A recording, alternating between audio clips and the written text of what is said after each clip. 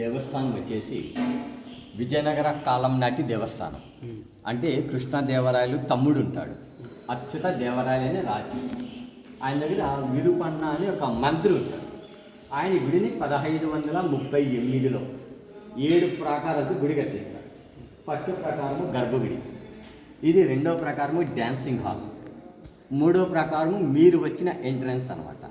ఇంకా 4 ప్రాకారాలు ఊరిలో ప్రజలు ఆ మండపాలన్నీ వాళ్ళు స్వాధీనం చేసుకుని ఇండ్లు కట్టుకున్నారు.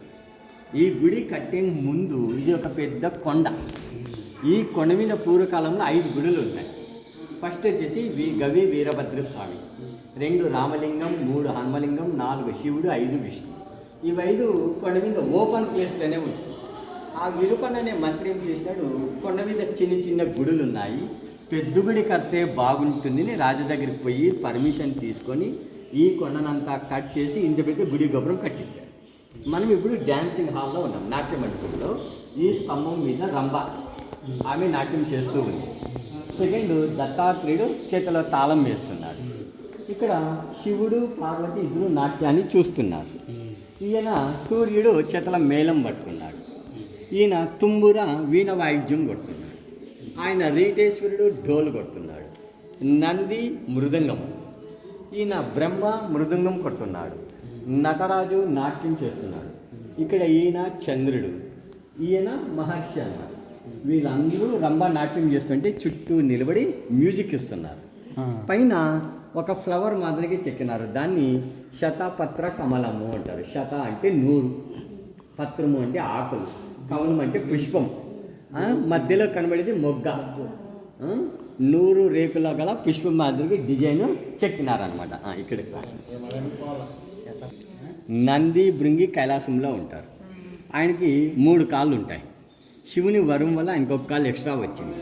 ఆయనకి 24 గంటలు నాట్యం చేసే పనే. ఈయన వచ్చేసి రంభ, ఊర్వశి, మేనక, తిలోత్తమ, అప్సరసలు ఉన్నారు కదా, వాళ్ళందరికీ నాట్యం నేర్పించిన గురువు అనమాట. మనము కొరియోగ్రాఫర్ అంటాం కదా, ఈయన అప్సరసలకి కొరియోగ్రాఫర్, భృంగీశ్వరుడు అని ఈయన పేరు అనమాట. ఇక్కడ భృంగి తనకు ಸ್ವಲ್ಪ దారి కూడా పెట్టారు.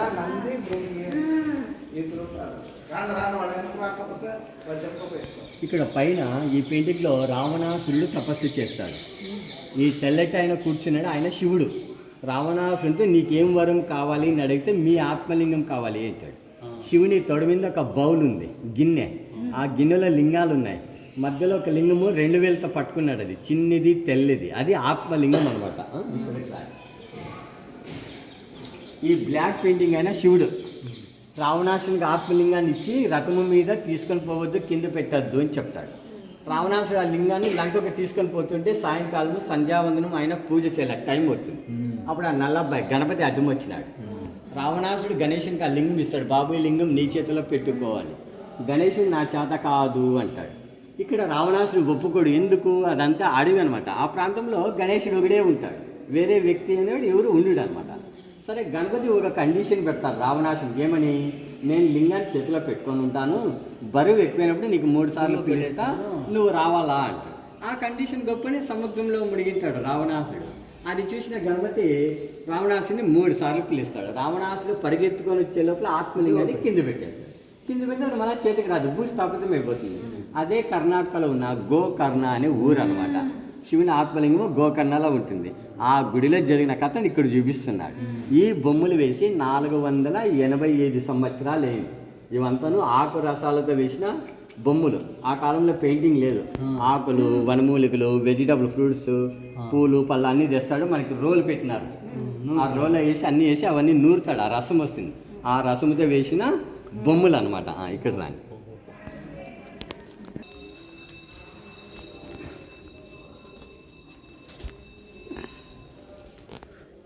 ఇక్కడంతా శాసనాలు ఉంటాయి, ఉంటుంది. దీన్ని సెంట్రల్ గవర్నమెంట్ వాళ్ళు పరిశోధన చేస్తే ఈ గుడి 1538లో కట్టినట్ల మనకి ఈ శాసనాల ద్వారా తెలుస్తూ ఉందన్నమాట. ఇలా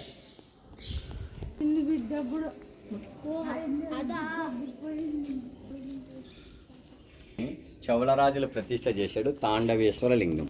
ఇది 800 సంవత్సరాలు అయింది ప్రతిష్ట చేసి. మనకి ఈ గుడి బిల్డింగ్ కట్టి 485 సంవత్సరాలు. దానికంటే ముందే ఇది కూడా ఇలాగే కొండ మీద ఓపెన్ ప్లేస్లోనే ఉంటుంది అనమాట. మనకి ఆ ఫస్ట్ రూమ్ కనబడుతుంది, అది వచ్చేసి యాగశాల అంటారు. మహాశివరాత్రి పండుగ వస్తుంది, 5 దినాలు అక్కడ హోమాలు చేస్తాడు. రెండో రూమును పంచాంగ శ్రవణము అంటే ఉగాది నాడు కొత్త పంచాంగం చదివేదం కోసము దాన్ని కట్టినారు అనమాట. ఇక్కడ మెయిన్ శివరాత్రి అనమాట, 5 దినాలు చాలా బాగా చేస్తారు అన్నమాట. డిజైన్లో ఎట్లా వచ్చాయి? ఆ పాదం బ్రొటన్వేల్లో నీళ్ళు ఎప్పుడు ఊరుతుంటాయి. ఆ నీళ్ళు ఎక్కడి నుంచి వస్తుంది ఏమి విషయం అది ఎవరికి తెలియదు అనమాట. రావణాసురుడు సీతాదేవిని తీసుకొని పోతుంటాడు, జటాయు పక్షి అడ్డం వస్తుంది. జటాయు పక్షికి రావణాసునికి ఈ కొండ మీద యుద్ధం జరుగుతుంది. ఆ కోపంలో వాడు ఏం చేస్తాడు, దాని రెక్కలు కట్ చేస్తాడు. ప్రాణం పోయే స్థితిలో పక్షి పడిపోతుంది. ఇప్పుడు పక్షి బతకాల అయ్యాలంటే రామునికి విషయం తెలియాలి కదా, సీతాదేవిని ఎవరు కిడ్నాప్ చేశారు, రావణాసుడు. ప్రూఫ్ ఎవరు, పక్షి అంటే పక్షి బతకాల. పక్షి బతకాలంటే దానికి నీళ్ళు కావాలా. అప్పుడు ఇదంతా అడవి. అప్పుడు అమ్మవారు ఈ పాదం పెట్టి పక్షికి ఆశీర్వాదం చేస్తుంది. పాదములో నీళ్లు తాగుతూ రాముడు వచ్చేంత వరకు బ్రతుకుండు. జటాయి పక్షి పాదములో నీళ్లు తాగుతూ రామనామము జపము చేసుకొని పడి ఉంటుంది. ఈ అడవిలో ఆయన పాదం, సీతం పాదం. రాముడు లక్ష్మణుడు ఇద్దరు సీతాదేవిని వెతుక్కుంటూ వస్తారు. రాముడు పక్షి దగ్గరికి వచ్చి ఎవరు నీవు, ఎందుకు ఇలా పడినావని పక్షిని అడుగుతాడు. జరిగిన కథ అంతా రామునికి చెప్తాడు. అప్పుడు రాముడు ఆ పక్షి చేయి పట్టుకొని లే పక్షి అని పైకెత్తుతాడు. లే పక్షి, లే పక్షి, అదేమవుతుంది లే పక్షి అని ఊరి పేరు వస్తుంది. ఇది మనకు త్రేతాయుగంలో జరిగిన కథ. త్రేతాయుగంలో సీతాదేవి 24 అడుగులు ఎత్తుంటుంది హైట్, కాబట్టి ఇంత పెద్ద పాదం అనమాట. మనకి ఎంత ఎండాకాలమైనా కానీ ఆ బ్రొట్టన్ వల్ల నీళ్ళు అనేది ఊరుతుంటాయి అనమాట. ఇప్పుడు వర్షం నీళ్ళు ఆ నీళ్ళు రెండు కలిసిపోయినాయి, అది విశేషం అనమాట.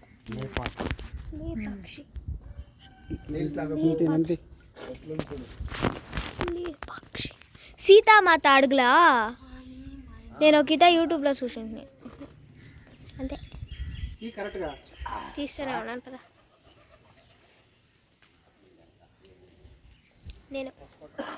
నేను ఇందా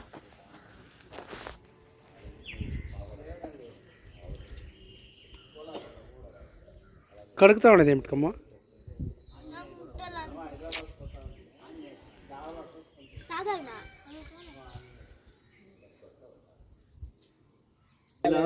మధ్యలో అన్నం వేసుకుని చుట్టూ కూరలు వేసుకొని తినేవాళ్ళు అనమాట. పని చేసిండు వాళ్ళు జనాలు వస్తారు కదా, వాళ్ళందరూ పనుకునే దానికి గెస్ట్ రూమ్స్ ఇవంతా. ఆ కాలంలో లాడ్జెస్ లేవు. మూడో ప్రకారం జనాలు వస్తే అక్కడే విశ్రాంతి తీసుకునే అనమాట, రెస్ట్ తీసుకునేది. ఇక్కడ రండి.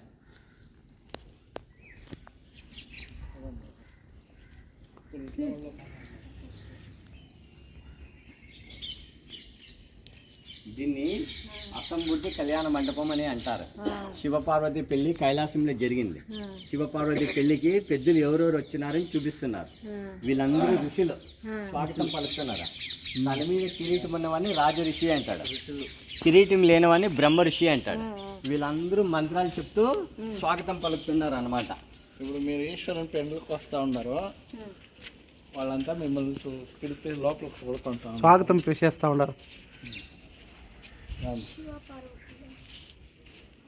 ఈయన బ్రహ్మ, ఈయన శివపార్వతి పెళ్లికి పెద్ద. లోపలికి వచ్చే వాళ్ళందరికీ ఈయన స్వాగతం పలుకుతున్నాడు.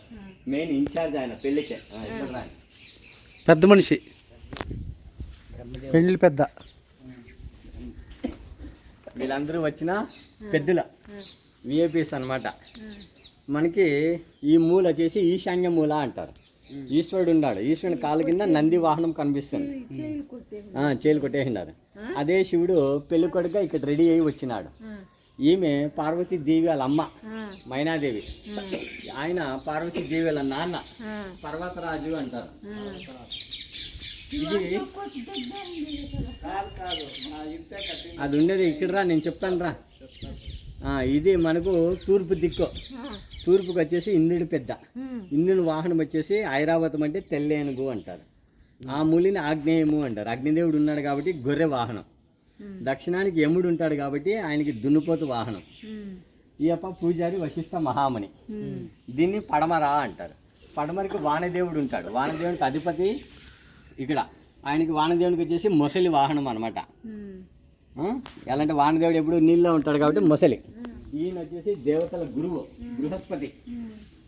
ఇక్కడ రండి. ఈయన దత్తాత్రేయుడు విష్ణువు. అది వాయుమూల, వాయుదేవుడు ఉన్నాడు కాబట్టి జింక వాహనం. ఇంకా ఇది నేరుగా ఇట్లా చూస్తే అదే ఉత్తరం. ఉత్తరానికి కుబేరుడు ఉన్నాడు. కుబేరుడు వాహనం వచ్చి గుర్రము. ఆ పక్కన గడ్మైన విశ్వామి.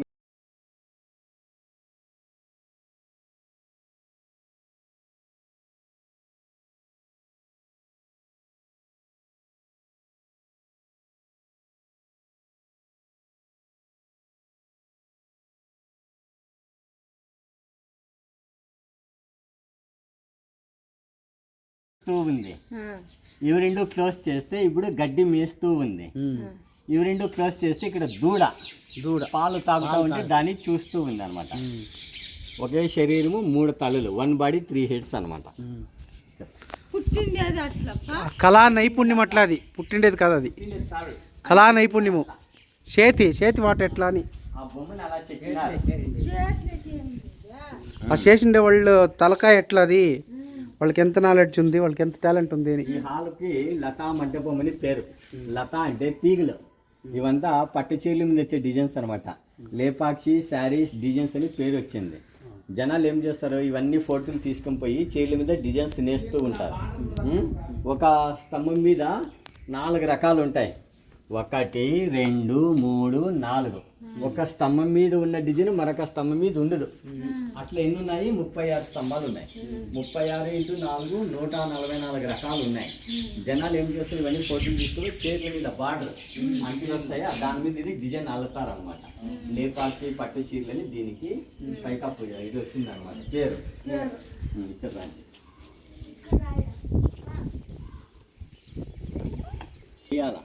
అప్పుడు ఏమవుతుందంటే పరమేశ్వరు ఇచ్చిన రాజు అచ్యుత దేవరాయలు చనిపోతాడు. తర్వాత ఆయన అల్లుడు వస్తాడు, కొత్త రాజు అళయ రామరాయలు అని. ఆయనకు పరిపాలన మీద అంత శ్రద్ధ ఉండదు. ఈ గుడి కట్టిస్తున్నాడు కదా విరుపన్న అనే మంత్రి, ఆయనకి ఆ రాజ్యంలో శత్రువులు ఉంటారు. వాళ్ళు కొత్త రాజు దగ్గరికి పోయి విరుపన్న గుడి గోపురం కట్టలేదు, ఖజానాలో ఉన్న డబ్బులంతా తీసుకుని ఆయన వేస్ట్ చేసి తినేసినాడు అని చాడీలు చెప్తారు. అప్పుడు ఆ కొత్త రాజు కోపం వస్తుంది. ఆయన ఏం చేస్తాడు, ఆ మంత్రి కళ్ళు పెరిగేయండి అని శిక్ష అమలు చేస్తాడు. ఆ విరుపన్న ఇక్కడ పని చేపిస్తుంటే సైనికులు వస్తారు. రాజుగారు చెప్పారు నీ కళ్ళు పెరికేయాలి, నీవు రాజభవనానికి రావాలి అని చెప్తారు. ఆ విరుపన్న నేను ఏ తప్పు చేయలేదు, నేను రాను, మీకేం కావాలి, నా కళ్ళు కావాలి, నేనే మా ఇంటి దేవుడైన వీరభద్ర స్వామికి నా 2 కళ్ళు అంకితం చేస్తా అని ఆ విరుపన్న తన కళ్ళని ఆయన పెరుక్కొని ఇక్కడ గోడ మీద విసిరాడు అనమాట. ఈ నిలువుగా రక్తపు చారులు కారుతున్నాయి కదా, అదే అనమాట. ఆ విరుపన్న ఎప్పుడైతే ఆ 2 కళ్ళు వాళ్ళ ఇంటి దేవుడికి సమర్పిస్తాడు, అప్పుడు విరుపన్న మంత్రి చనిపోతాడు. అప్పుడు ఇదేమైంది, ఆగిపోయింది. తర్వాత ఈ గుడి గురించి ఎవరు శ్రద్ధ చూపలేదు కాబట్టి దీనికి అసంపూర్తి కళ్యాణ మండపం అని పేరు వచ్చింది. 1902లో ఒక బ్రిటిష్ ఇంజనీర్ వస్తాడు. ఆయన అది నిజమైన రక్తమేనా లేక ప్రజలు ఎవరైనా పెయింట్ పోసినారని కెమికల్ యాసిడ్ తెచ్చి అదంతా వేసి టెస్ట్ చేస్తాడు. టెస్ట్ చేసి చూస్తే ఆ మరకలు పోలేదు. అప్పుడు ఆ ఇంజనీర్ ఇది నిజమైన రక్తమే అని అప్పట్లో ప్రూఫ్ చేస్తాడనమాట.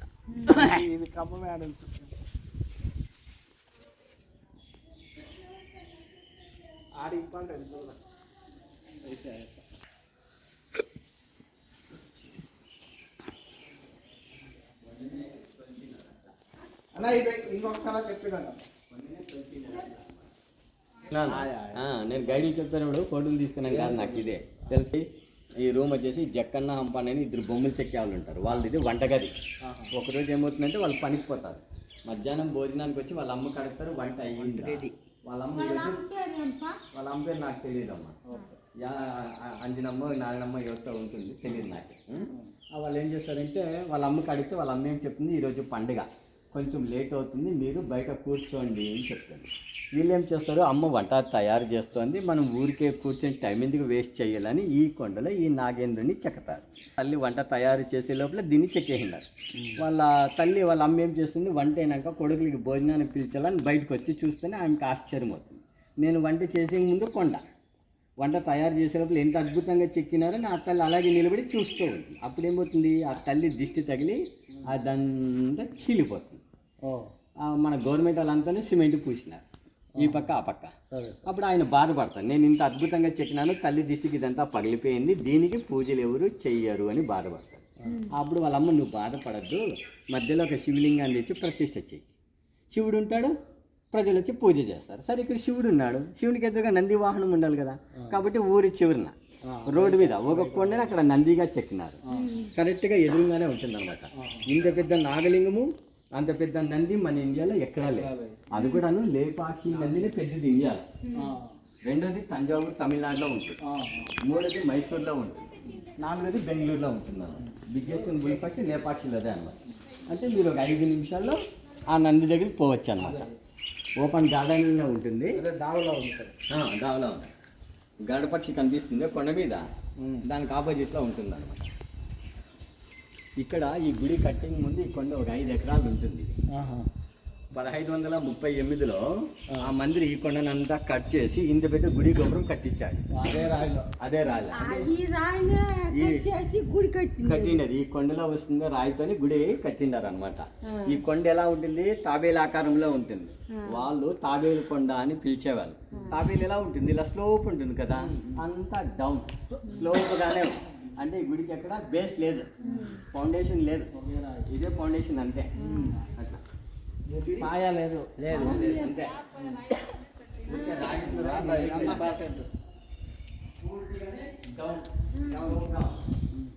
పోతా ఉండాలడ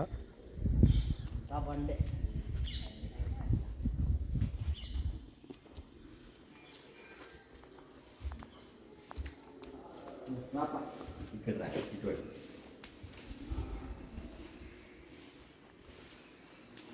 ఇక్కడ రా, ఇక్కడ పైన చూడండి.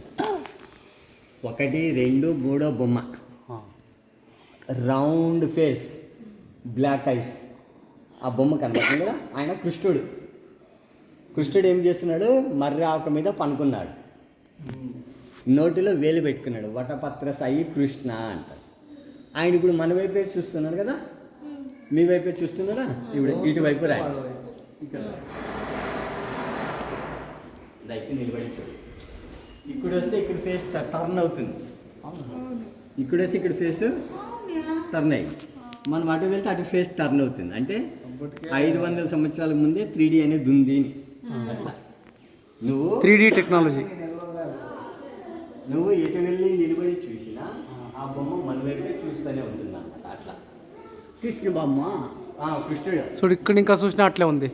ఆకు కనిపిస్తుంది చూడు తల మీద. అవును, వటపత్ర సాయి కృష్ణ అంట.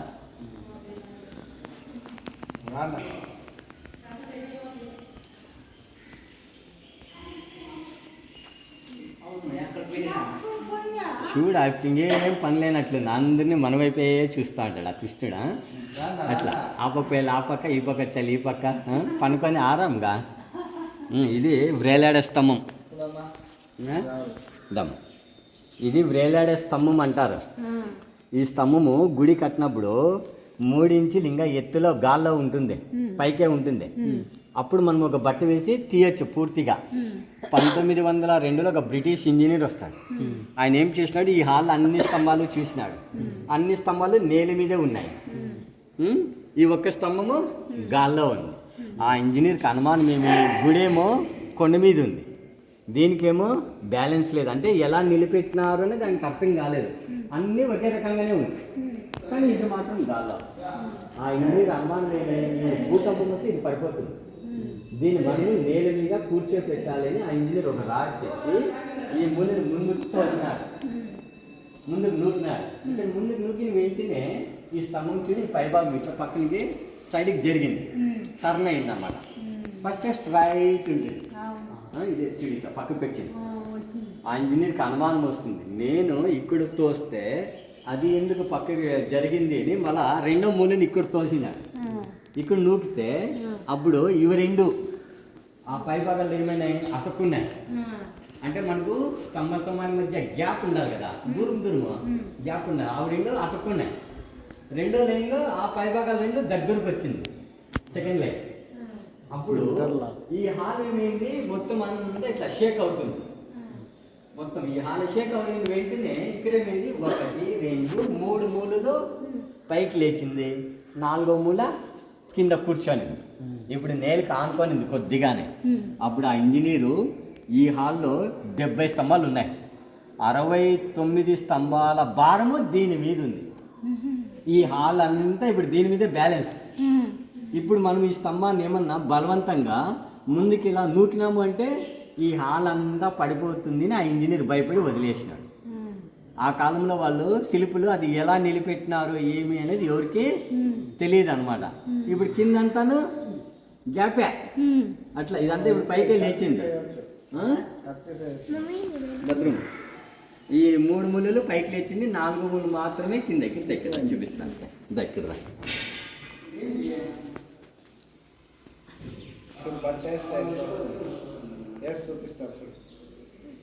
ఇక్కడ పట్టుకో.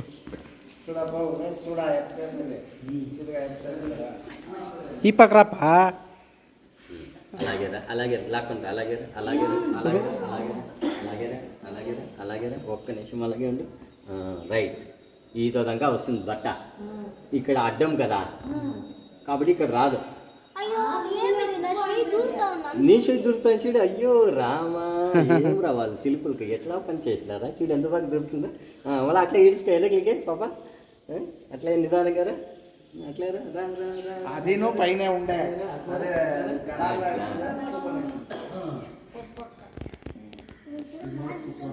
ఇక్కడ మాత్రమే కింద నేలకు ఆనుకోనింది. అందుకు గాల్లో ఉంటుంది 3 ఇంచుల ఎత్తులా అట్లా. అప్పుడు ఆ రంగం మన చెయ్యి కూడా ఇట్లా పెట్టి తీయచ్చా, అట్లా ఉంటుంది అనమాట. ఆ బ్రిటిష్ ఇంజనీర్కి అర్థం కాలేదు, వాడు మనం ఏమైనా సరే దీన్ని కింద కూర్చోబెట్టాలని వాడు ప్రయత్నం చేసి వాడు అంతా గబ్బులేపా అట్లా.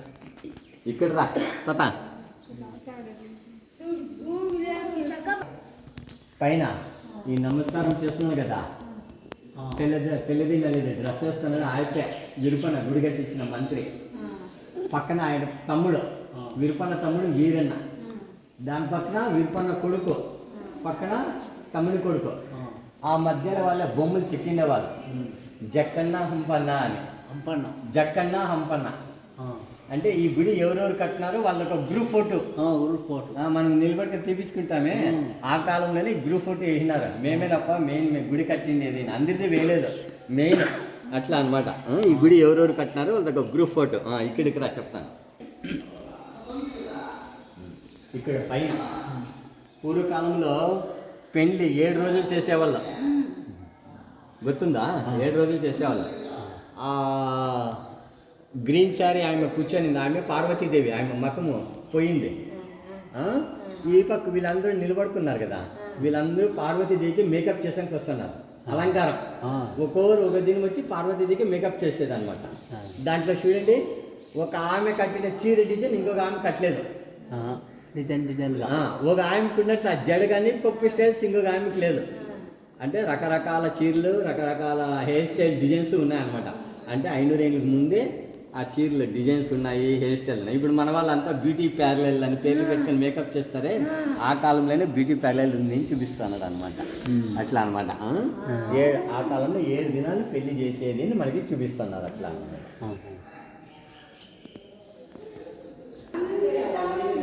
నేను బొమ్మల మీద చూపించాను. ఆ బొమ్మలు ఎప్పటికైనా ఉండదు, 480 సంవత్సరాలు అయింది. ఇప్పుడు ఇది గవర్నమెంట్ హ్యాండ్ 100 సంవత్సరాలు అయింది. అంతకుముందు ఎవరు శ్రద్ధ చూపలేదు కాబట్టి మొత్తం ఇవంతాను పోయినాయి అనమాట. అంటే ఇప్పుడు ఏం చేస్తున్నారు అంటే కెమికల్స్ వచ్చి సంవత్సరానికి ఒకసారి ఇదంతాను వాష్ ఒక తుడుస్తారు అనమాట. ఒక గిన్నెలోకి కెమికల్ వేసి పత్తి తీసుకొని వచ్చి ఇట్లా తుడుస్తారు అనమాట. ఆ వాసనకి దానికి ఆ పల్లెలు కానీ సాలే పురుగులు కానీ ఏమైనా పురుగులు ఉన్నా కూడా చచ్చిపోతాయి ఆ వాసనకి కొన్ని రావు. కాబట్టి అదంతా కెమికల్లో వాష్ చేస్తారు. ఇప్పుడు మనం వంటగది చూసినాం కదా, దాంట్లో స్టాక్ పెట్టింటారు అనమాట. స్టాక్ పెట్టింటారు, అది సంవత్సరానికి ఒకసారి వచ్చి వాళ్ళు ఇది చేస్తారు. లోపల చూస్తారా అది